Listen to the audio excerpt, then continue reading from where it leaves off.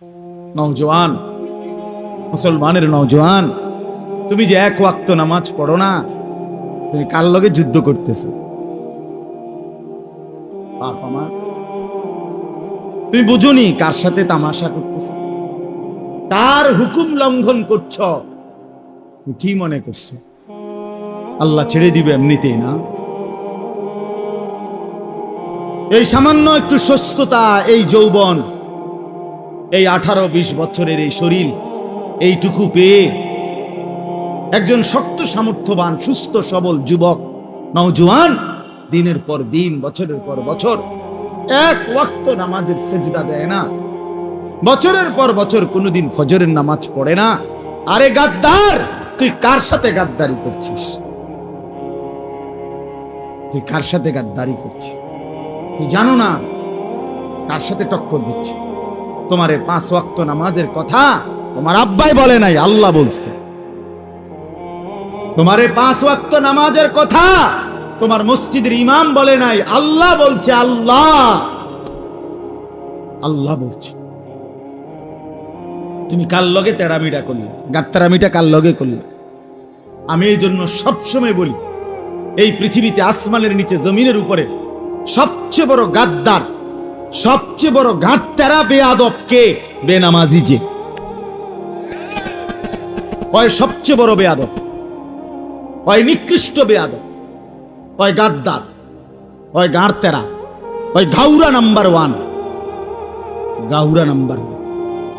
ওর ভিতরে কোনো ইনসানিয়ত নাই, ওর ভিতরে কোনো মনুষ্যত্ব নাই। কারণ সে ছোটখাটো বেয়াদব না, ছোটখাটো গাদ্দার না, সে আল্লাহর সাথে গাদ্দারি করে। আপনি কি মনে করেন হেরে? হেরে আপনি কি মনে করেন? বুঝেন নাই? সে আল্লাহকে কি করে না, কিছুই মনে করে। এই জন্যই তোমরা যারা ভাইয়া এই বড় বড় চুল, লম্বা চুল, এই জঙ্গলি চুল, এগুলো বেঈমানের চুল, এগুলো কাফেরের চুল বেটা, এগুলা পরাজিত ব্যর্থ ফালতু মানুষের চুল। গোটা পৃথিবীর ইতিহাসে কোনো ভদ্রচিত, কোন সভ্য, কোন উত্তম আখলাকওয়ালা কোন মানুষের চুল এমন নাই। হ্যাঁ, বখাটে, দুশ্চরিত্র, আলতু ফালতু, আলতু ফালতুর চুল এগুলো। দুনিয়ার লাইনের কোন ভদ্রলোকের চুল এমন নাই, আর ওলামায়ে কেরামের তো নাই। বরং এটা কাফেরের চুল, জাহান্নামীদের চুল। এই যে কোরআনে আছে, আল্লাহ বলছে জাহান্নামীদের হাসরের ময়দানে এই বড় চুল ধইরা আর 2 ঠ্যাং ধইরা ফেরেশতা ছাগলের বাচ্চার মতো আলগি দিয়া জাহান্নামে ফেলবে। আল্লাহ তাআলার প্রতিটা ফয়সালার উপরে বান্দা সন্তুষ্ট থাকা, এটাই ঈমানের দাবি। কাজে আবহাওয়ার যে অবস্থা, বৃষ্টি, সেটাও আল্লাহ তাআলার ফয়সালা। তো রোদ, এটাও আল্লাহ তাআলারই ফয়সালা। রাত, এটা যেমন আল্লাহ বানান, তো দিন এটা আল্লাহই বানান। ঠিক রোদও আল্লাহই দান করেন, বৃষ্টিও আল্লাহই দান করেন। হাদিসের মধ্যে আছে, আল্লাহ তাআলা বলছেন হাদিসে কুদসি, আল্লাহ বলেন মান লাম ইয়ারদা বিকাওয়াই ফালিয়াতলুব রাব্বান সিওয়াই। আমি আল্লাহর ফয়সালার উপরে যে সন্তুষ্ট নয়, সে যেন আমাকে বাদ দিয়ে অন্য কাউকে খুঁজে নেয়। আমাকে বাদ দিয়ে যেন অন্য কাউকে তালাশ করে নেয়। এখন এমন কোন সুযোগ আছে কি আল্লাহকে বাদ দিয়ে অন্য কাউকে তালাশ করে নেওয়া?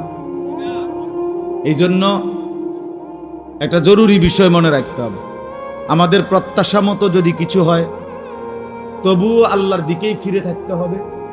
আমাদের প্রত্যাশা মতো যদি নাও হয় তবুও আল্লাহর দিকেই ফিরে থাকতে। বান্দা আল্লাহকে বাদ দিয়ে ভাবতে পারে না কোনো কিছু, তারই বলে মুমিন। ওয়া আলা রাব্বিহিম ইয়াতাওয়াক্কালুন। আল্লাহ তাআলা বলেন আমার মুমিন বান্দা তারা যারা সর্বাবস্থায় রবের উপরে, আল্লাহর উপরে ভরসা করে। কোরআনুল কারীমের মধ্যে আছে, আল্লাহ তাআলা বলেন তিনি হাসান, তিনি কাঁদান। তাইলে মুখের হাসি আল্লাহর দান, চোখের কান্না আল্লাহরই দান। অসুস্থতা আল্লাহরই ফয়সালা, তো সুস্থতা আল্লাহরই ফয়সালা। এই জন্য বাপ এটা জরুরি বিষয়। যদি সম্ভব হয় তাইলেই বললাম, যদি সম্ভব না হয় আমরা আসলাম আল্লাহর জন্য, জমা হলাম।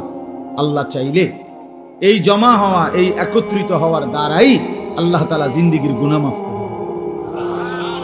হাদিসের মধ্যে আছে আল্লাহর কিছু বান্দা একত্র হলে আল্লাহর জন্য, তো আল্লাহ তাআলা মজলিস শেষ হলে আল্লাহ তাআলা ফেরেশতাদেরকে সাক্ষী রেখে বলে, আমি আমার এই সবগুলো বান্দা যারা আমার জন্য একত্র হয়েছিল আমি তাদেরকে মাফ করে দিলাম। তো ফেরেশতারা এরকমটাও বলে যে আল্লাহ, কিছু কিছু লোক এখানে এমনও আছে যারা আপনার সন্তুষ্টির জন্য বসে নাই, এমনি কোনো প্রয়োজনে আসছিল, এমনি হঠাৎ এসে একটু বসছে, তেমন কোনো উদ্দেশ্য ছিল না। ইন্নামা জা আলি হাজাতিন, সে তার ব্যক্তিগত কোনো প্রয়োজনে বসছিল। পরে কি করবেন? আল্লাহ তাআলা বললেন হাদিসে কুদসিতে যে আমার নেক বান্দাদের মজলিস এমনটাই দামি যে আমি আল্লাহ তাদের মজলিসে যে কোনো উদ্দেশ্যে যে আয়সা বসছে আমি তাদেরকেও মাফ করে দেব। হুমুল কওমু লা ইয়াশকা বিহিম জালিসুহুম, প্রিয় বান্দাদের মজলিস এমন যে তাদের সাথে বসে কেউ বঞ্চিত হয় না। আল্লাহ বলে কেউ বঞ্চিত হয় না। এজন্য নেক বান্দাদের সহচর্য, সংস্পর্শ অনেক দাম, অনেক দাম। মাসালুল জালিসিস সালিহ ওয়াল জালিসিস সুই কাহামিলিল মিসক ওয়া নাফিখিল কির। নবী সাল্লাল্লাহু আলাইহি ওয়াসাল্লাম বলেন, নেক লোকের সাহচর্য আর মন্দ লোকের সাহচর্য কেমন? নবীজি বলেন, একটা হলো আতর বিক্রেতার মতো, আরেকটা হলো কামারের দোকানদারের মতো। আতর বিক্রেতার কাছে কেমন? কিনলেও সুগন্ধি, গেলেও সুগন্ধি, দাঁড়াইলেও সুগন্ধি। আর কামারের দোকানদারের কাছে আপনি গেলেই শুরু থেকে শেষ পর্যন্ত ধোঁয়ার দুর্গন্ধ ছাড়া আর কিছু না। বেশিক্ষণ বসে থাকলে ল্যাপটা দিয়া বইলে উঠবার পরে দেখবেন হয়তো পাঞ্জাবির কোনা, লুঙ্গির কোনা আগুনে পুড়ে গেছে, কয়লায় জ্বলে গেছে, মানে কিছু না কিছু ক্ষতি হবে। কমপক্ষে দুর্গন্ধ নাকে, ধোঁয়ার গন্ধ নাকে লাগে। এজন্য কোনো নাফরমানের সাথে বসলে অবশ্যই দেখা যাবে যে মন্দ কথাই শুনতে হবে, কিছু না কিছু কথা শুনতেই হবে। এই জন্য আপনাদের কাছে অনুরোধ, মেহেরবানি করে দয়া করে যেটুকু সম্ভব হয়, হঠাৎ করে বৃষ্টি হচ্ছে তো আপনি দৌড় দিলেও বৃষ্টি থামাইতে পারতেন না, আবার দৌড় দিয়ে বেড়াতেরা ফিরে যাবেন, ঠিক না? এদিক সেদিক দৌড় দিয়ে বা কই যাবে? এই জন্য দয়া করে যেটুকু সম্ভব হয় এতটুকু আমরা শুনতে থাকি। আল্লাহ তাআলা আমাদেরকে তৌফিক দান করেন, আল্লাহ তাআলা আমাদেরকে কবুল করে নেন। সম্মানিত হাজিরিন, আমি আপনাদের সামনে পবিত্র কোরআনুল কারীমের 29 নম্বর পারা, কোরআনুল কারীমের 70 নম্বর সূরা, সূরাটার নাম সূরায়ে মাআরিজ। মাআরিজ এই সূরার প্রথম দিক থেকে একবারে শুরুর আয়াত থেকে কয়েকটা আয়াত আপনাদের সামনে পড়েছি। যেটুকু সম্ভব হয় এটুকুই আল্লাহ তাআলার দয়ায় বলার চেষ্টা করব। আল্লাহ তাআলা আমাদেরকে তৌফিক দান করেন। একটা গুরুত্বপূর্ণ জিনিস আগে বুঝেন, তাহলে এটা বুঝতে সুবিধা হবে। আল্লাহ তাআলা আদম আলাইহিস সালাম থেকে নিয়ে আমাদের প্রিয় নবী সাল্লাল্লাহু আলাইহি ওয়াসাল্লাম তিনি পর্যন্ত যত নবী এবং রাসূল মানুষের হেদায়েতের জন্য, মানুষকে আল্লাহর পথ, আখিরাতের পথ দেখাবার জন্য আল্লাহ তাআলা পাঠিয়েছেন, সমস্ত নবী রাসূলরা নিজ নিজ জাতির লোকদেরকে আল্লাহর দিকে ফেরাবার কথা বলতে গিয়ে, আখিরাতের কথা বলতে গিয়ে দুইটা বিষয় বাধ্যতামূলক বলতেন। একটা হলো জাহান্নামের আযাবের কথা বলতেন, আরেকটা হলো জান্নাতের পুরস্কারের কথা বলতেন। সমস্ত নবী মানুষদেরকে এই দুই কথা দাওয়াত দিতে গিয়ে, আল্লাহর দিকে ডাকতে গিয়ে শুনাইতেন। প্রত্যেক নবী বলতেন এ কথা যে অচিরেই সামনে আল্লাহর আযাব অপেক্ষা করছে। যদি কুফরি না ছাড়ো, শিরিক না ছাড়ো, কবিরা গুনাহ না ছাড়ো, আল্লাহর নাফরমানি ত্যাগ না করো, অচিরেই তোমাদের জন্য আল্লাহর আযাব অপেক্ষা করছে। কোরআনুল কারীমের মধ্যে নবীদের কথা আছে। সব নবীরা বলতেন, হে আমার জাতি, ইন্নী আখাফু আলাইকুম আযাবা ইয়াউমিন আযীম। তোমাদের এই অব্যাহত নাফরমানি, আল্লাহর অবাধ্যতা, আমি কিন্তু ভীষণ ভয় পাচ্ছি তোমাদের জন্য ভয়ানক আযাবের। এই সব নবীরা কবরের আযাব, জাহান্নামের আযাব, পরকালের আযাব, আল্লাহর আযাবের কথা বলতেন মানুষদেরকে ফেরাবার জন্য, আল্লাহর দিকে আনবার জন্য। জাহান্নামের ভয় দেখাতেন, কবরের ভয় দেখাতেন, হাসরের ময়দানের ভয় দেখাইতেন। আর এটা আল্লাহ তাআলাই আদেশ করেছেন, আল্লাহ তাআলাই বলেছেন। তো আমাদের প্রিয় নবী সাল্লাল্লাহু আলাইহি ওয়াসাল্লাম, আল্লাহ তাআলা যেদিন উনাকে প্রথম আদেশ করছেন যে আপনি আপনার জাতির বংশের আত্মীয় স্বজনদেরকে আল্লাহর ভয় দেখান, এই প্রথম যেদিন আল্লাহর কথা প্রকাশ্যে বলার আল্লাহ তাআলা অনুমতি দিছেন, আদেশ করছেন, ওয়া আনদির আশীরাতাকাল আকরাবিন, আল্লাহ তাআলা বলছেন, হে বন্ধু, আপনি আপনার নিকটতম আত্মীয় স্বজনদেরকে আল্লাহর ভয় দেখান। তো নবী সাল্লাল্লাহু আলাইহি ওয়াসাল্লাম এই প্রথম এই আয়াত নাজিল হওয়ার পরে, আল্লাহ আদেশ করার পরে, সাফা পাহাড়ের মধ্যে দাঁড়িয়ে নবীজি কুরাইশের, মক্কার ওনার বংশের লোকদেরকে ডাক দিয়েছেন। সাফা পাহাড় যারা হজ এবং উমরায় গেছেন, আল্লাহর ঘর তাওয়াফ করার পরে দ্বিতীয় কাজ যেটা, সাফা মারওয়া পাহাড়ের দুইটা পাহাড়ের দুই পাশ থেকে, এই পাশ থেকে ওই পাশে হাঁটতে হয়, সাই করতে হয়। ওই প্রথম পাহাড়টার নামই হলো সাফা পাহাড়, এটা পাহাড়ের নাম। এখন একবারে নিচতলায় সামান্য একটু পাহাড়ের মাটির অংশবিশেষ আছে, আগে বড় পাহাড় ছিল। এবং নবী সাল্লাল্লাহু আলাইহি ওয়াসাল্লামের বাড়ি, জন্মস্থান, ঘর ওই পাহাড় থেকে সামান্য একটু এই চোখে দেখা যায় এরকম। এবং এই জায়গার মধ্যেই মক্কার কুরাইশদের কাবা ঘরের আশেপাশেই নবীজির বংশের যারা মেন আত্মীয় স্বজন তারা থাকতো।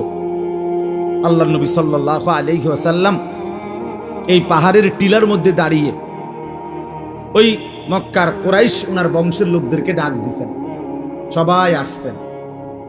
সংক্ষেপে বলতেছি, নবী সাল্লাল্লাহু আলাইহি ওয়াসাল্লাম সবাইকে ডাক দিয়ে একত্র করে বললেন, আপনাদের কাছে আমার প্রশ্ন, আমি যদি বলি এই পাহাড়ের ওই পারে, মনে করেন এই পর্দার ওই পারে, পাহাড়ের ওই পাশে দৃষ্টির আড়ালে শত্রু বাহিনী আপনাদের উপরে এই মুহূর্তে আক্রমণ করার জন্য একদম প্রস্তুত, অস্ত্রশস্ত্র নিয়ে, আকুনতুম মুসাদ্দিকিন, আপনারা কি আমার এই কথাটাকে সত্য মনে করবেন? তো তখন উপস্থিত সমস্ত লোক বলল, ক্বালু নাআম, হ্যাঁ, মা জাররাবনা আলাইকা ইল্লা সিদকান, বলল সবাই, মুহাম্মদ, এই পর্যন্ত যতবার তোমারে দেখছি আমরা আমাদের অভিজ্ঞতায় কখনোই তোমাকে সত্যবিহীন, মিথ্যে বলতে দেখি নাই, কখনোই দেখি নাই। কাজে এটাই আমাদের জানা অভিজ্ঞতা যে তুমি সত্যই বলে থাকো। এই তখন সর্বপ্রথম নবী সাল্লাল্লাহু আলাইহি ওয়াসাল্লাম উনাদেরকে বললেন, ফাইন্নী নাযীরুন লাকুম বাইনা ইয়াদাই আযাবুন শাদীদ, তাহলে হে আমার জাতি শোনো, আমি মুহাম্মদ তোমাদেরকে ভয় দেখাচ্ছি, বাইনা ইয়াদাই আযাবুন শাদীদ, অত্যন্ত ভয়ানক মর্মান্তিক আযাবের, যা তোমাদের জন্য অপেক্ষা করছে। তোমাদের এই কুফরি, তোমাদের এই শিরিক, তোমাদের এই আল্লাহর অবাধ্যতা, তোমাদের এই পাপের সাগরে ডুবে থাকা, এটা তোমাদেরকে আযাবের মধ্যে নিপতিত করবে।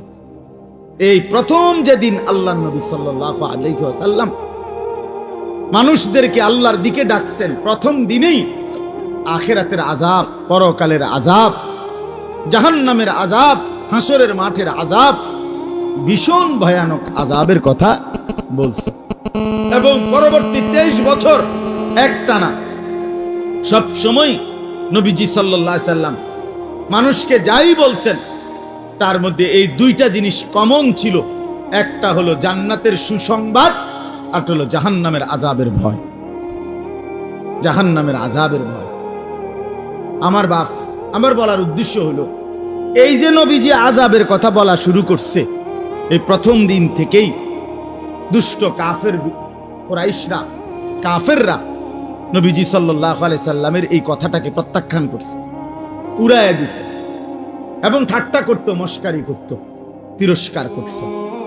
এক পর্যায়ে এই সূরার শুরুতে আছে যার কথাটা, এই মক্কার কাফেরদের মধ্যে একজন কাফের সর্দার ছিল নজর ইবনে হারেস।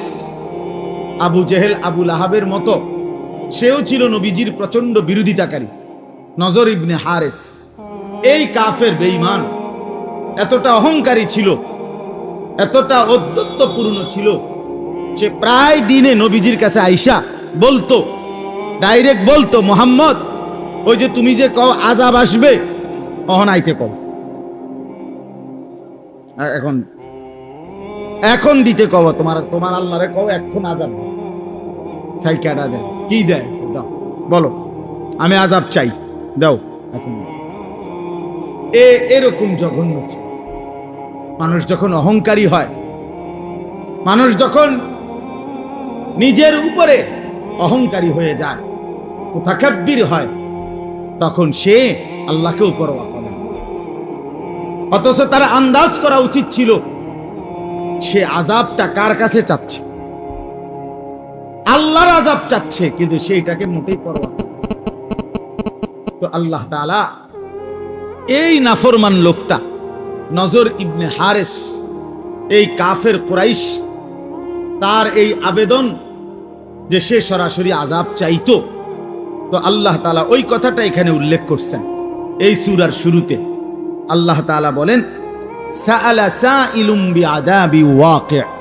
বন্ধু, আমি শুনতেছি একজন আহ্বানকারী প্রতিনিয়ত আপনার কাছে নিশ্চিত আযাবের ব্যাপারে আহ্বান করছে, আপনার কাছে চাচ্ছে সে। আমি এটা শুনতেছি, আমি এটা দেখতেছি। তো আপনি তারে বলেন, লিল কাফিরিনা, আযাব কিন্তু নিশ্চিত বেঈমানদের জন্য আসবেই আসবে। তুমি মস্কারি মনে করো না, তুমি ঠাট্টা মনে করো না। লাইসা লাহু দাফি', আর সেই আযাব যখন আসবে তো কায়নাতের কারো শক্তি নাই সেটা প্রতিহত করবে, প্রতিহত করবে। আল্লাহ তাআলা কোরআন কারীমের অন্য জায়গায় বলছেন, আওয়ালাম ইয়ালাম আন্নাল্লাহা কাদ আহলাকা মিন ক্বাবলিহি মিনাল কুরুনি মান হুয়া আশাদ্দু মিনহু কুওয়াতান ওয়া আকতারু জামাআ।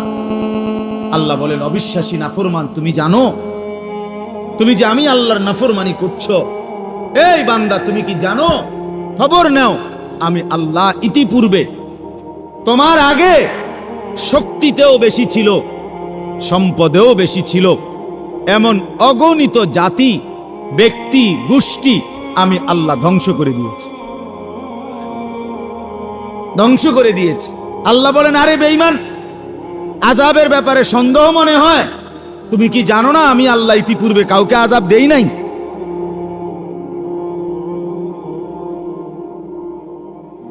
এই জন্য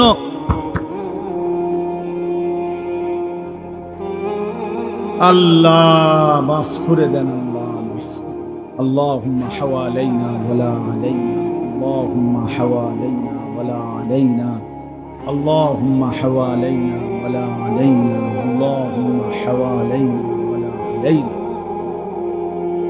ঝড় বৃষ্টি হলে আল্লাহ নবী সাল্লাল্লাহু আলাইহি ওয়াসাল্লাম এই দোয়া পড়তেন। অর্থ হলো, আল্লাহ এই বৃষ্টি বাদল এটা আমাদের পক্ষে দিয়েন, আমাদের বিপক্ষে দিয়েন না।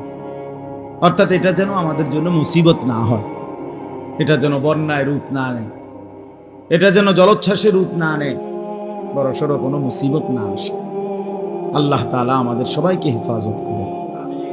তো বাবা বলতেছিলাম, আল্লাহ তাআলা বললেন ওই কাফেরকে, আরে নাফরমান, কার কাছ থেকে আযাব চাচ্ছ? কার আযাবকে টিটকারি মারতেছ? কার শাস্তিকে তুমি জানো না? আমি আল্লাহ তাআলা সেই নূহ আলাইহিস সালামের উম্মত, হুদ আলাইহিস সালামের উম্মত, সালেহ আলাইহিস সালামের উম্মত, শুআইব আলাইহিস সালামের উম্মত, ফেরাউন, নমরুদ, কারুন, এরকম কত বড় বড় ব্যক্তি এবং কত বড় বড় গোষ্ঠী সম্প্রদায় আমি আল্লাহ তাআলা আযাব দিয়ে এই পৃথিবীতে নিশ্চিহ্ন করে দিছি। এটা কি নতুন কথা? বলেন, এটা নতুন? তো আল্লাহ তাআলা বলেন, বন্ধু আমি শুনতেছি এই নাফরমান আল্লাহর আযাব চাচ্ছে, আপনি তারে বলে দেন আযাব কিন্তু নাফরমানের জন্য নির্ধারিত, এটা কেউ ঠেকাইতে পারবে না। প্রতিটা নাফরমান, প্রতিটা পাপী, প্রতিটা অবাধ্যতা, বিশ্বাস করেন খোদার কসম বাপ, আমি আর আপনি যেই পাপের সাথে জড়িত আছি, অন্যায়ের সাথে জড়িত আছি, যার দ্বারা যেই গুনাহ হচ্ছে, আল্লাহর নাফরমানি হচ্ছে, আল্লাহ তাআলা বলছেন আযাব কিন্তু নির্ধারিত, আযাব নির্ধারিত। আহসাহুল্লাহু ওয়া নাসু। আল্লাহ তাআলা বলেন, বান্দা আমি তোমার জিন্দেগি গুনে গুনে রাখছি, তুমি ভুলে গেছো। গুনে গুনে রাখতেছি, গুনে গুনে। ওয়া কাফা বিনা হাসিবিন। আল্লাহ বলেন, বান্দা তোদের হিসাবের জন্য আমি আল্লাহ একাই যথেষ্ট। ওয়া কাফা বিদুনুবি ইবাদিহি খাবীরাম বাসীরা। আল্লাহ বলেন, আমার প্রত্যেকটা বান্দার গুনাহের খবর রাখার জন্য, দেখার জন্য আমি আল্লাহ একাই যথেষ্ট। এজন্য বাপ আল্লাহ তাআলা বলেন, মিনাল্লাহি দিল মাআরিজ। নবী আপনি বলেন কার পক্ষ থেকে আযাব আসবে? শোনো, যিনি সুউচ্চ সুমহান ক্ষমতার অধিকারী, সেই মহান আল্লাহ। তা'রুজুল মালাইকাতু ওয়ার রূহু ইলাইহি। কোটি কোটি কোটি কোটি ফেরেশতা এবং জিবরাইলের মতো ফেরেশতা সহ যার হুকুমে ঊর্ধ্বে উঠে, যার হুকুম পালন করে, সেই মহান আল্লাহ, যার অধীনে কোটি কোটি ফেরেশতা আছে, সেই মহান আল্লাহর আযাব তুমি চাচ্ছ, মনে রাখো খুব বেশি বাড়াবাড়ি করছো। তুমি জানো না আল্লাহর ক্ষমতা, তুমি জানো না আল্লাহর এক এক ফেরেশতার ক্ষমতা। হাদিসের মধ্যে আছে, আল্লাহর নবী সাল্লাল্লাহু আলাইহি ওয়াসাল্লাম বলেন, আল্লাহ তাআলা যেই ফেরেশতাকে বলছিলেন হযরতে লূত আলাইহিস সালামের জাতি, পুরা এলাকা, পুরা মানুষ, গরু, ছাগল, আসবাবপত্র, ঘর দুয়ার সবগুলো শুদ্ধা, আল্লাহ তাআলা একজন ফেরেশতাকে বলছিলেন যে এদেরকে পুরা এলাকা সহ একসাথে সাতবক জমিনের নিচের মাটি সহ আলগি দাও। একজন ফেরেশতা তার আঙ্গুলের অগ্রভাগ দিয়েই এই পুরা এলাকা, সমস্ত মানুষ, গরু, ছাগল, ঘর বাড়ি, আসবাবপত্র সহ যেমনে আছে এমনি সাতবক জমিনের নিচের মাটি আল্লাহ তাআলার হুকুমে আঙ্গুলের মধ্যে নিয়ে আনিছে। আল্লাহ তাআলা বলেন, ঊর্ধ্বে তোলো। প্রথম আসমানের কাছে নিয়ে গেছেন। আমি নিজে কিতাবে পড়ছি, প্রথম আসমানের ফেরেশতারা ওই জনপদের মানুষের এবং তাদের পশু পাখির, চতুষ্পদ জন্তু জানোয়ারের চিৎকার পর্যন্ত শুনছে প্রথম আসমান থেকে। এই অবস্থায় আল্লাহ তাআলা বললেন ফেরেশতাকে, এবার একটা উল্টানি দাও, উল্টাও। তো উল্টাইবার সাথে সাথে আল্লাহ তাআলা বললেন, সাতবক জমিন বরাবর এবার আছাড় মারো, একটা আছাড় মারো, একটা। ফাজআলনা আলিয়াহা সাফিলাহা। আল্লাহ বলেন, সাতবক জমিনের মাটি উপরে উঠায় ফেললাম, উপরের মানুষ, গরু, ছাগল গুলো আমি সবকিছুকে, কুলের বাচ্চা, পেটের বাচ্চা সহ সাতবক জমিনের নিচে দাফন করে দিল। নওজোয়ান, মুসলমানের নওজোয়ান, তুমি যে এক ওয়াক্ত নামাজ পড়ো না, তুমি কার লগে যুদ্ধ করতেছো? বাপ আমার, তুমি বুঝুনি কার সাথে তামাশা করতেছ, কার হুকুম লঙ্ঘন করছ? কি মনে করছো আল্লাহ ছেড়ে দিবে এমনিতেই? না, এই সামান্য একটু সুস্থতা, এই যৌবন, এই 18-20 বছরের এই শরীর, এইটুকু পেয়ে একজন শক্ত সামর্থ্যবান সুস্থ সবল যুবক নওজোয়ান দিনের পর দিন বছরের পর বছর এক ওয়াক্ত নামাজের সেজদা দেয় না, বছরের পর বছর কোনোদিন ফজরের নামাজ পড়ে না। আরে গাদ্দার, তুই কার সাথে গাদ্দারি করছিস? তুই কার সাথে গাদ্দারি করছিস? তুই জানো না কার সাথে টক্কর দিচ্ছ? তোমারে 5 ওয়াক্ত নামাজের কথা তোমার আব্বাই বলে নাই, আল্লাহ বলছে। তোমারে 5 ওয়াক্ত নামাজের কথা তোমার মসজিদের ইমাম বলে নাই, আল্লাহ বলছে। আল্লাহ আল্লাহ বলছে। তুমি কার লগে তেরামিটা করলে? গাত্তারামিটা কার লগে করলে? আমি এই জন্য সবসময় বলি, এই পৃথিবীতে আসমানের নিচে জমিনের উপরে সবচেয়ে বড় গাদ্দার, সবচেয়ে বড় গাঁটতারা বেয়াদব কে? বেনামাজি। যে ওই সবচেয়ে বড় বেয়াদব, ওই নিকৃষ্ট বেয়াদব, ওই গাদ্দার, ওই গাঁটতারা, ওই ঘাউরা নাম্বার 1, গাউরা নাম্বার 1। ওর ভিতরে কোনো ইনসানিয়ত নাই, ওর ভিতরে কোনো মনুষ্যত্ব নাই। কারণ সে ছোটখাটো বেয়াদব না, ছোটখাটো গাদ্দার না, সে আল্লাহর সাথে গাদ্দারি করে। আপনি কি মনে করেন হেরে? হেরে আপনি কি মনে করেন? বুঝেন নাই? সে আল্লাহকে কি করে না, কিছুই মনে করে না। সে আল্লাহকে কিছুই মনে করে না। এই জন্য বাপ আল্লাহ তাআলা বললেন, বন্ধু আমার, আপনি বলেন ওদেরকে কার আযাব চাচ্ছ? কার আযাব? আল্লাহর আযাবের সামনে 1 সেকেন্ড দাঁড়াইতে পারবা? কথা বলেন না কেন? 1 সেকেন্ড দাঁড়াইতে পারবা? এই যুবক, বলো না পারবা? তো সেজদা দাও না কেন? সারা রাত উলঙ্গ ছবি দেখো কেন? মোবাইলে নর্তকীর নাচ দেখো কেন? এই অসভ্য, ঘটনাটা কি? আরে হায়ওয়ান, আল্লাহকে এভাবে ভুলে গেলা কেন? আজকের সারা দিনে যারা 1 ওয়াক্ত নামাজ পড়ো নাই, এই জঙ্গলি, সেজদা দিলা না কেন? কোন মার ঘরে জন্ম নিছ? নির্লজ্জ কোথাকার! মায়ের দুধ খাও নাই? মুসলমানের ঘরে বড় হও নাই? মাকেও ভুলে গেলা, বাপকেও ভুলে গেলা, আল্লাহকেও ভুলে গেলা, বানানে ওয়ালাকে ভুলে যায়। সবকিছু দেনে ওয়ালা যিনি, তাকে কেমনে ভুলে বেটা? তাকে কেমনে বলে? আশ্চর্য, আশ্চর্য। আল্লাহর সাথে তো মানে টক্কর দিচ্ছে। আল্লাহকে যেন বলছে আপনি নামাজ পড়তে কইছেন, না পড়লে কইছেন শাস্তি দিবেন। আরে আচ্ছা, কতদিন ধরে পড়ি না, আছে কীর্তন পারবেন আপনি? সে দেন এতগুলো মসজিদে আজান দেয়, এত হুজুর, এত মোল্লা, এত আলেম, এত উলামা এতভাবে ডাকে আল্লাহর দিকে, আমি পাত্তা দেই না। এরপরেও তো আমার কোনো অসুবিধা হয় না। হ্যাঁ, আমরা, আপনি আশ্চর্য কথা শুনেন, আবু লাহাব, ওই যে মক্কার কাফের নবীজির চাচা, এই দুশ্মনে নবীজি সাল্লাল্লাহু আলাইহি সাল্লামের বিরোধিতা করতো কিভাবে? নবীজি যখনই কাউকে কালেমার দাওয়াত দিত, ইসলামের দিকে দাওয়াত দিত, ওই পিছে থাকতো, পিছের থেকে এমনি এমনি হাত লাড়তো, এমনি এমনি মানা করতো, সাবধান, ইতান হইল না, একের ধ্বংস হইবা। রং তামাশারাই ফুর্তি করতে পারতাম না। এরপরে নবী সাল্লাল্লাহু আলাইহি সাল্লাম সরে গেলে সে তাদেরকে গিয়া ওই লোকটাকে যারে বুঝাইছেন নবীজি, তারে উল্টা সিধা বুঝাইত। তো তাফসীরের মধ্যে আছে, অনেক লোক সাহাবীদের মধ্যে ওনাকে, এই আবু লাহাবকে প্রায় বলতো, আবু লাহাব, তোর কিন্তু 2 হাতের ব্যাপারে আল্লাহর অভিশাপ বাণী আছে,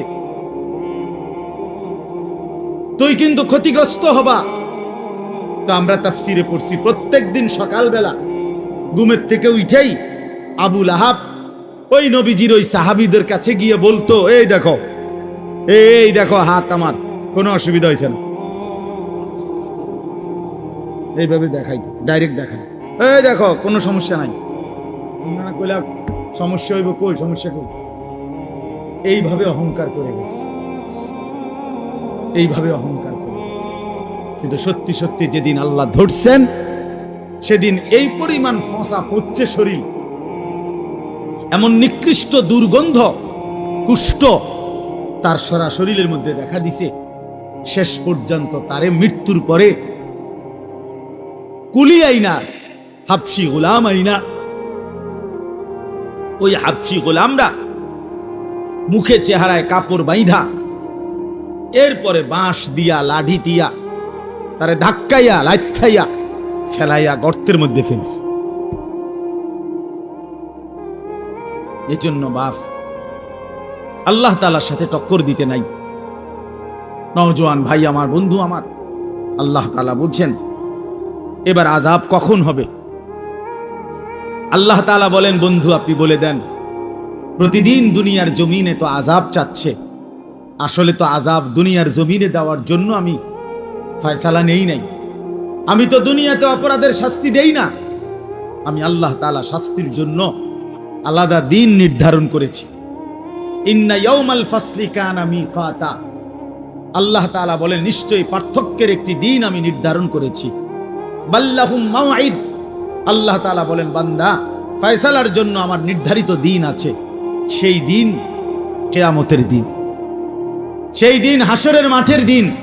আল্লাহ তাআলা বলেন ফি ইয়াউমিন কানা মিকদারুহু 50 আলফা সানা, আল্লাহ বলেন যেই দিন আমি তোমারে শাস্তি দেব, আযাব দেব, সেদিনের একদিনের পরিমাণ হবে 50,000 বছরের সমান। তখন তুমি টের পাবা আমি আল্লাহ কি। ওমা কাদারুল্লাহ হাক্কা কাদর, আল্লাহ বলে বান্দা তুমি আমার ক্ষমতা আন্দাজি করতে পারো। 50,000 বছর, 50,000 বছর হাসরের ময়দানের একদিন। তো তখন যার আযাব শুরু হবে হাসরের মাঠে, তো যদি একদিন আযাব হয় হাসরের মাঠে, তাইলেই সেটা হবে 50,000 বছর। আর তাফসীরের মধ্যে আছে হাসরের ময়দান কয়দিন আল্লাহই জানে। তো হাসরের ময়দানের একদিন হলো 50,000 বছর। তো হাসরের ময়দান যদি 2 দিন হয় তো 1 লক্ষ বছর, যদি 3 দিন হয় তো 1.5 লক্ষ বছর। তো আল্লাহই জানে কত দিন। তো একদিনও যদি হয় তাইলেই তো 50,000 বছর। 50,000 টাকা না বাপ, 50,000 বছর। আমার আপনার বংশের কতজনের হায়াত একত্র করলে 50,000 বছর হবে বলে? এই 50,000 বছরের দীর্ঘ লম্বা হাসরের মাঠেই আল্লাহ বলেন আযাব শুরু হবে। তখন তুমি বুঝবা আমার আযাব কতটা ভয়ানক। ইন্না বাতশা রাব্বিকা লাশাদীদ, আল্লাহ তাআলা বলেন বান্দা শোনো, নিশ্চয় আল্লাহর ধরা বড় শক্ত ধরা। ইন্না আযাবি হুয়াল আযাবুল আলীম, আল্লাহ বলেন আমার আযাব বড় বেশি ভয়ানক, বড় বেশি ভয়ানক, বড় বেশি ভয়ানক, বড় বেশি ভয়ানক। ওয়া আনদিরিন নাসা ইয়াওমা ইয়াতিহিমুল আযাবু ইয়াওমাল কিয়ামাহ, আল্লাহ বলেন বন্ধু কিয়ামতের দিন হাসরের ময়দানে আমার বান্দাদেরকে আযাবের ভয় দেখান, ওদেরকে বলেন হাসরের ময়দানের আযাব থেকে বাঁচার চেষ্টা করতে। কেন? আল্লাহ তাআলা বলেন ফায়াকুলুল লাযীনা যালামু, হাসরের ময়দানের আযাব দেখে প্রত্যেক নাফরমান পাপী আল্লাহকে বলবে রব্বানা আখিরনা ইলা আজালিন করিব, আল্লাহ অল্প একটু সময়ের জন্য আমারে দুনিয়ায় ফেরত যেতে দেন। নুজিব দাওয়াতাকা ওয়া নাত্তাবিউর রুসুল, এবার যদি যেতে পারি আমি আপনার কথা শুনবো, রাসূলের আনুগত্য করব। আল্লাহ তাআলা বলবেন না বান্দা, না বান্দা, হবে না, বন্ধ হবে না। বরং আল্লাহ তাআলা ফেরেশতাদেরকে বলবেন মাথার চুলের অগ্রভাগ আর 2 পাও ধরে আমার এই নাফরমান বান্দাকে জাহান্নামের আগুনে ছুঁড়ে দেবে।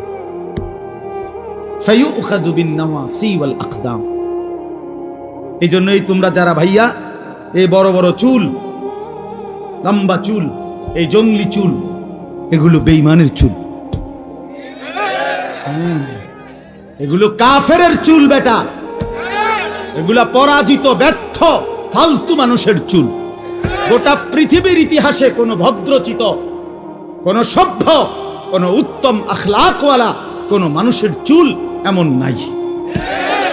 হ্যাঁ, বখাটে, দুশ্চরিত্র, আলতু ফালতুর চুল এগুলো। দুনিয়ার লাইনের কোন ভদ্রলোকের চুল এমন নাই, আর ওলামায়ে কেরামের তো নাই। বরং এটা কাফেরের চুল, জাহান্নামীদের চুল। এই যে কোরআনে আছে, আল্লাহ বলছে জাহান্নামীদের হাসরের ময়দানে এই বড় চুল ধইরা আর দুই ঠ্যাং ধইরা ফেরেশতা ছাগলের বাচ্চার মতো আলগি দিয়া জাহান্নামে ফেলে। ইদা উলকু ফিহা সামিউ লাহা শাহীকাও ওয়া হিয়া তাফুর।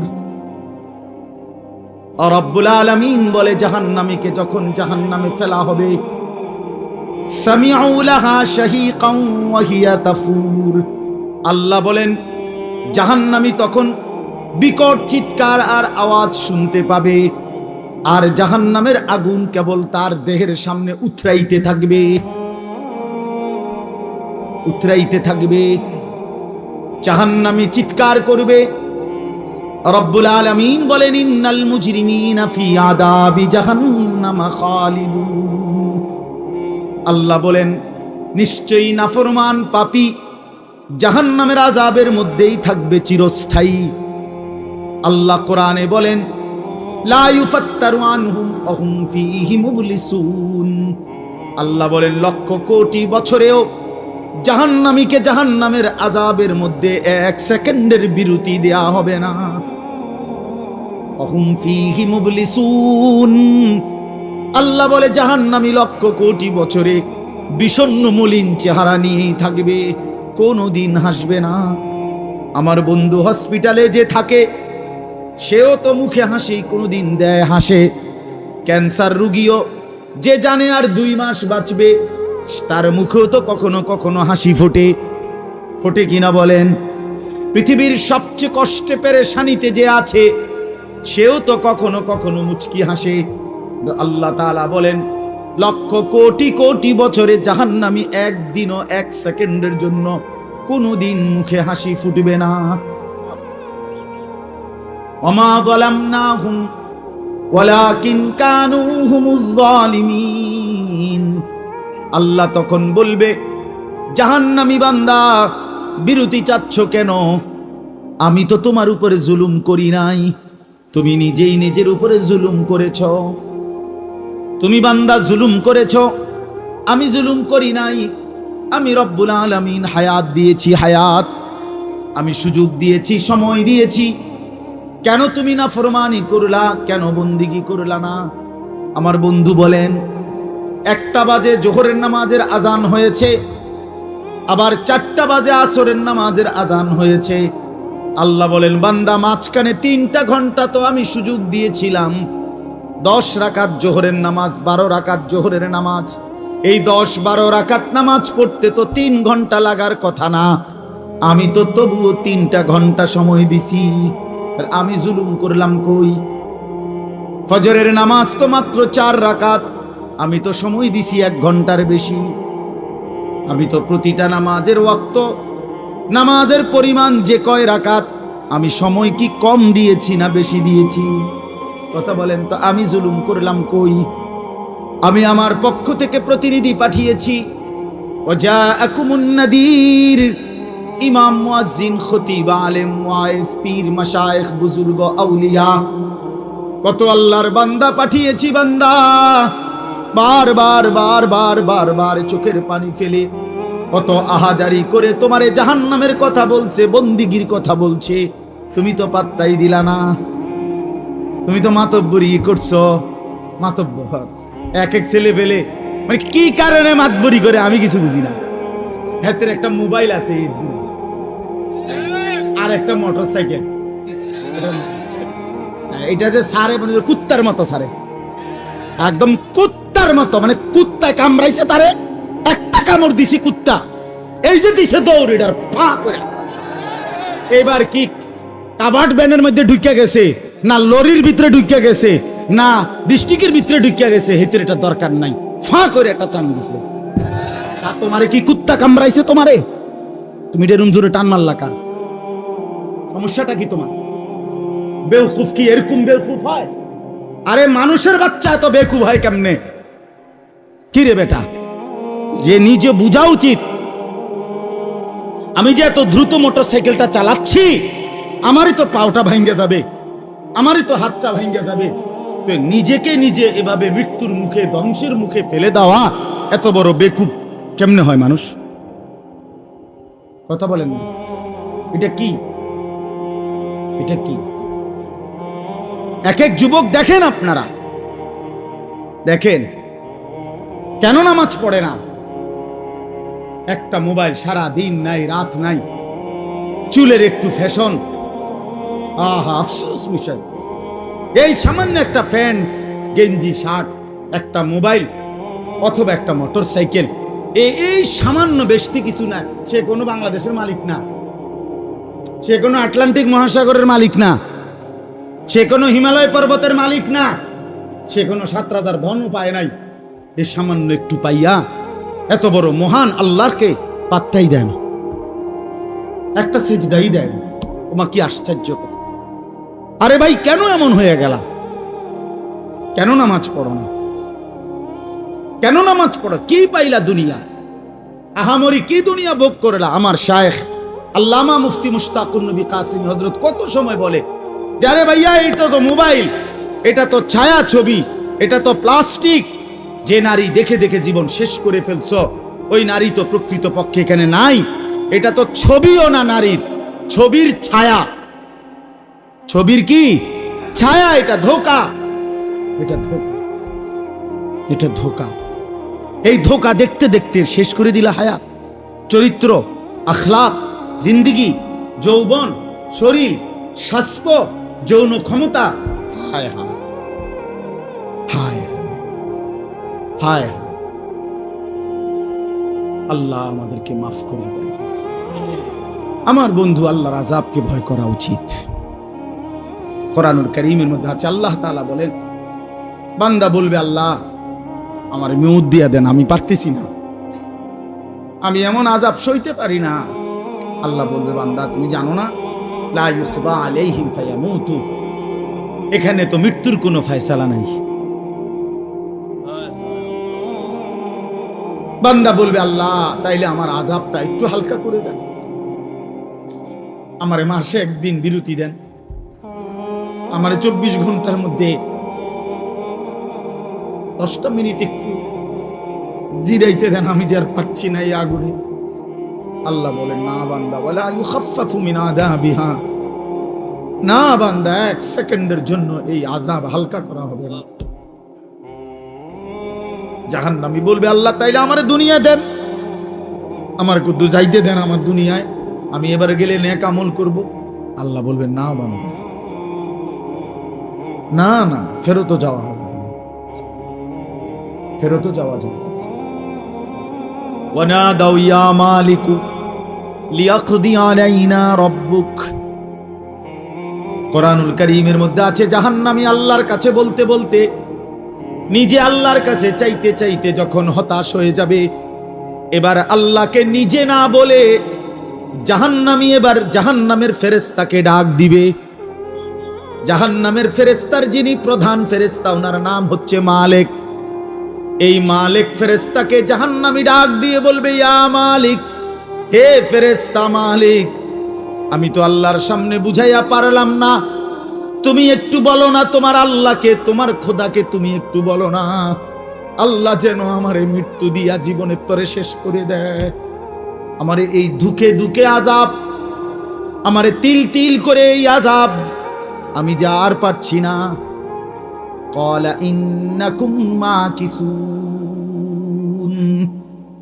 ওয়া নাদাউ ইয়া মালিকু লিয়াকদি আলাইনা রাব্বুক।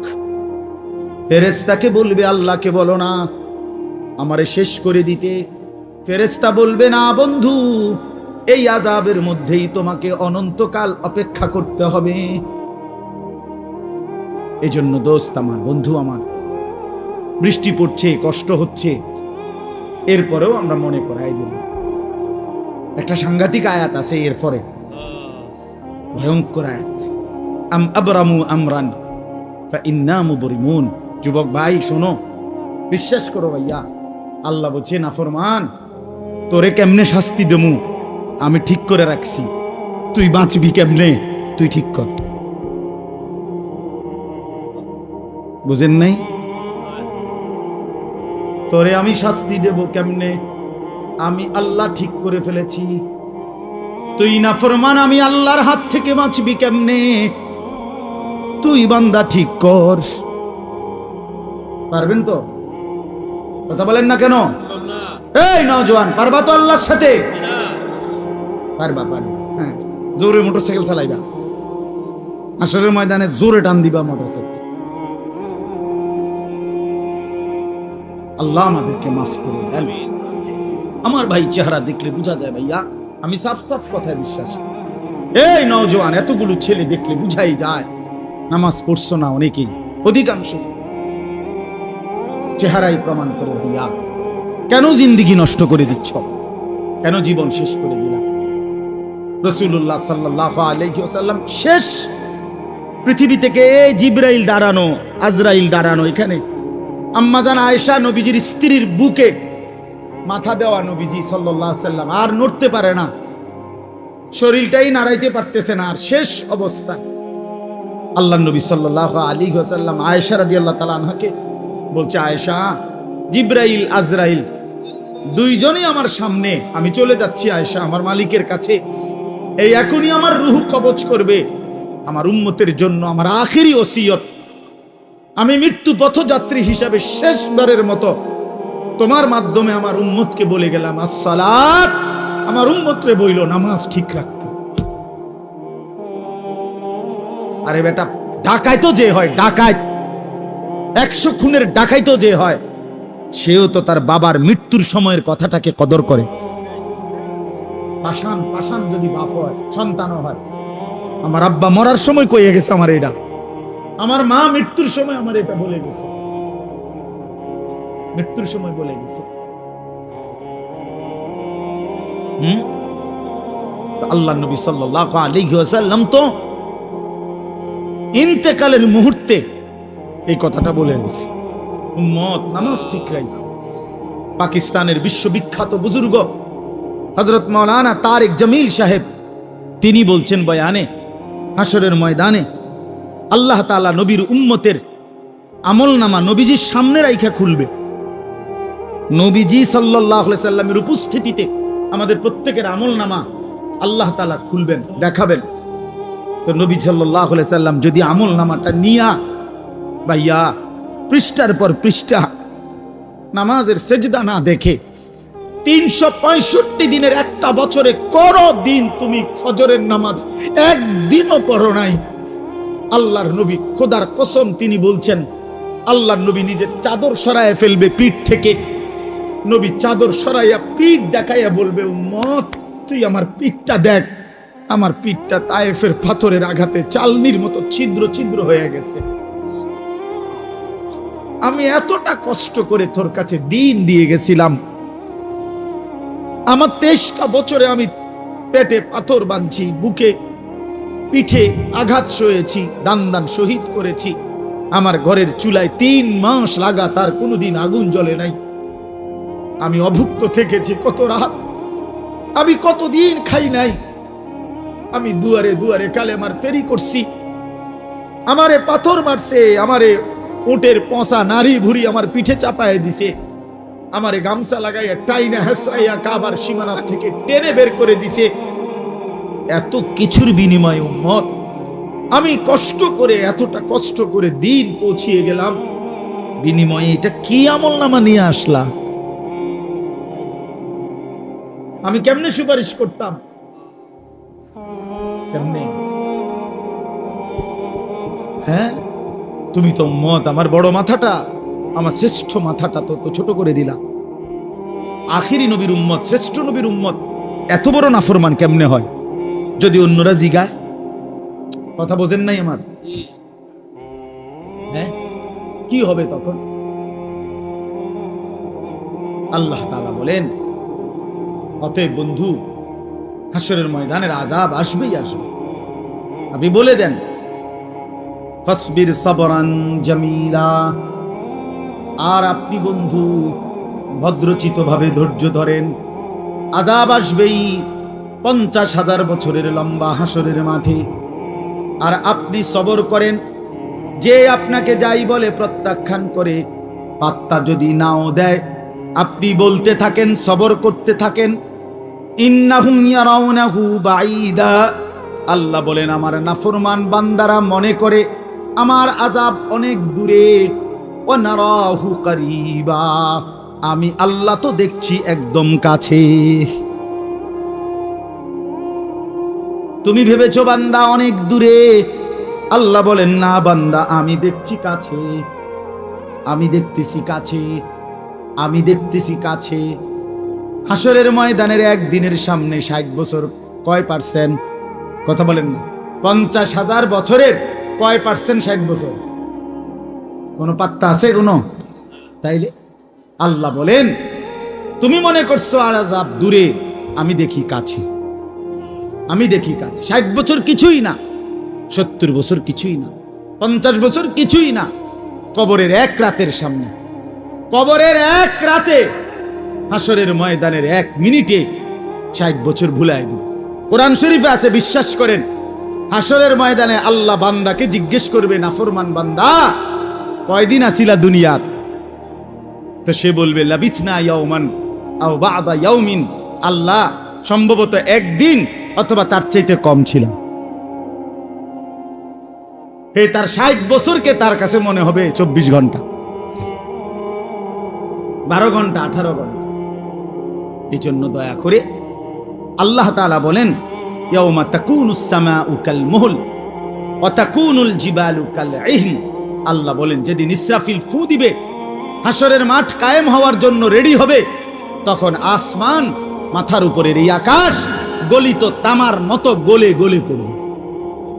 পাহাড়গুলো, পর্বতগুলো তুলার মতো, পশমের মতো উঠতে থাকবে। ওয়ালা ইউসআলু হামিমুন হামিমা। এই শেষ কথাটা বুঝেন। আহা, আল্লাহ তাআলা বলেন ওয়ালা ইউসআলু হামিমুন হামিমা। ভাইয়া আমার এই শেষ অংশ এটা, ওয়ালা ইউসআলু হামিমুন হামিমা ইউবাসসারুনাহুম। আল্লাহ তাআলা প্রত্যেক পরিচিত জন তার পরিচিতদেরকে সরাসরি দেখবে, কিন্তু একজনও অপরজনকে সামান্য কোনো কথাও জিজ্ঞেস করবে। বুঝেন নাই? একটা কথা জরুরি বুঝছেন। মনে করেন আমরা এই যে আমি, হানিফ ভাই, নুর আলম ভাই, আমরা যারা আমরা এনে আসছি সবাই, তো আমরা কি মনে করেন আমারে লন্ডনের মানুষের লগে খাড় করাইবো না? জি না, জি না। বুঝেন নাই হিসাবটা? হাসরের ময়দানে আমারে কোনো ইটালির মানুষের লগে খাড় করাইবো, আমারে দাঁড় করাইবো আমার লগের মানুষের সাথে। এইটাই বলছে আল্লাহ। কেন? ইউবাসসারুনাহুম, এরা একজন আরেকজনকে দেখবে সরাসরি। ওই যে নজরুল ভাই, ওই যে সেলিম ভাই, ওই যে আমার আব্বা, ওই যে চাচা, ওই যে বড় মামা, এই যে দেখা যায় স্ত্রী, এই যে আমার বড় ছেলে সালমান, এইভাবে দেখবে। কিন্তু আল্লাহ বলেন খোদার কসম বান্দা শোনো, এতটা পরিচিত স্বজন দেখেও ওয়ালা ইউসআলু হামিমুন হামিমা, কোন বন্ধু কোন বন্ধুকে কিছুই জিজ্ঞেস করবে। হাসরের ময়দান এমন আযাবের না।